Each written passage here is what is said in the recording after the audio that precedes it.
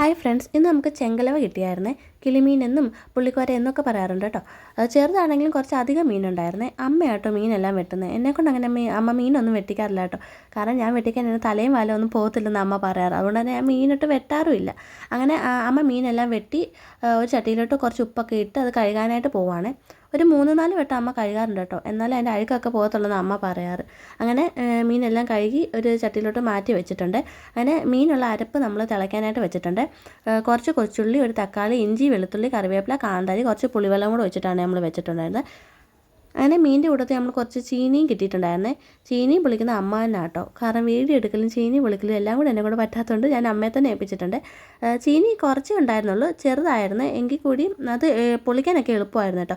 അങ്ങനെ അമ്മ ചീനിയെല്ലാം പൊളിച്ച് അതിൻ്റെ സൈഡെല്ലാം ചെത്തി വാരി അതിനെ രണ്ടായിട്ട് കീറിയിട്ടിട്ടുണ്ട്. എന്നിട്ട് പിന്നെ നമ്മൾ അത് ചെറുതായിട്ട് അരിഞ്ഞ് 2-3 വട്ടം കഴുകിയിട്ടുണ്ട്. എന്നാലും അതിൻ്റെ അഴുക്കൊക്കെ പോകത്തുള്ളൂ. അങ്ങനെ കഴുകിയെടുത്ത് നമ്മളത് പിന്നെ വേവിക്കാൻ വെച്ചിട്ടുണ്ട്. വേവിക്കാൻ വെച്ചതിന് ശേഷം നമ്മുടെ മീൻകറി തിളച്ചിട്ടുണ്ട്. നമ്മൾ അരപ്പ് തിളച്ചതിന് ശേഷം മീനെല്ലാം വാരിയിട്ട് അതും തിളച്ച് അത് വറ്റി വന്നിട്ടുണ്ട്. ഇനി നമുക്ക് മീൻകറി എടുക്കാവേ. അതിൻ്റെ ഇടയ്ക്കൂടെ നമ്മൾ കുറച്ച് മീൻ വറക്കാനായിട്ടും വെച്ചിട്ടുണ്ടായിരുന്നു.